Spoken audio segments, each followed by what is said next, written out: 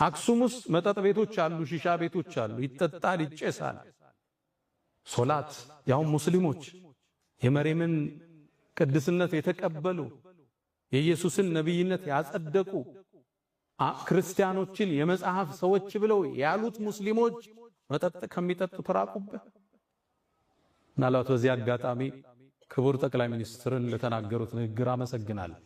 አክሱም ውስጥ ያሉ ሙስሊሞች 30 ኪሎ ሜትር ሄደው እንዲቀበሩ ከተገደዱ የሞቱት የከለከሉት ናቸው፣ ያ ሰውዬ አይደለም ብለዋል። ይሄ ትርክት ይሄን አስተሳሰብ ፈጥሮ አለፈ። ይሄ ቅድም ያወራሁት የታሪክ አጻጻፍ ሂጃብ እህቶቻችን ለብሰው እንዳይሰግዱ ስንክሳር ሆኖ አለፈ። አሁን በየፖለቲካው ምህዳር የምታዩት ንግዱ ቦታ ላይ የምታዩት ክፍተቶች ሁሉ የዚህ አስተሳሰብ ውጤት ነው። ከፈሎ መጤ፣ ከፈሎ ደግሞ ባላገር። እሺ እንስማማ ብለህ ጠይቅ። እዚህ ሀገር ቀድሞ የገባው ማን ነው? ክርስትና ወይስ እስልምና? ከሰሜኑ አካባቢ ክርስትና ቀድሟል። አዲስ አበባን ይዞ ወደ ታች ደግሞ እስልምና ቀድሟል። ምኒልክ ግዛታቸውን አስፋፍተው ሐረርን፣ ጅማን ከማቀፋቸው በፊት ጅማ እኮ እስላማዊ ሀገር ነች። ሀዲያ እኮ እስላማዊ ሀገር ነች። ሐረር እኮ እስላማዊ ሀገር ነች። የእስልምና የመገበያያ ሳንቲም ያላት ሀገር ነች። የራሷ ጦር ያላት ክፍለ ጦር ያላት ሀገር እኮ ነች። እሷን ስታቅፋት እስልምና ቀድሞ ነበር እዛ ውስጥ። ስለዚህ አዲሷ ኢትዮጵያ ውስጥ የሆነ ቦታ ላይ ቀድሞ ይገባል፣ የሆነ ቦታ ደግሞ ቀድሞ ሌላ ሃይማኖት ገብቷል። የሁለቱ ውህደት ነች።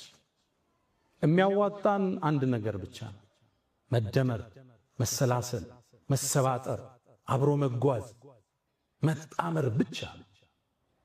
መሰላል እንደምታውቁት ወደ ከፍታ ስንወጣ ሁለት ቋሚዎች አሉት፣ በርካታ ግድሞች አሉት። መሰላል ከዚህ ነው የሚሰራው።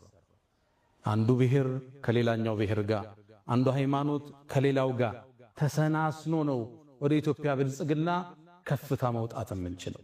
አንዱን ጥለህ አንዱን አንጠልጥለህ የኢትዮጵያን ህዳሴ ማረጋገጥ አንችልም። ሁሌም መጠላለፍ መጠፋፋት ብቻ ነው። በማህበራዊ የለውጥ እርከን ውስጥ 3 እርከን እንዳለ ይነገራል። አንደኛው እኔ የሚባለው እርከን ነው፣ ዲፔንደንሲ የምንል።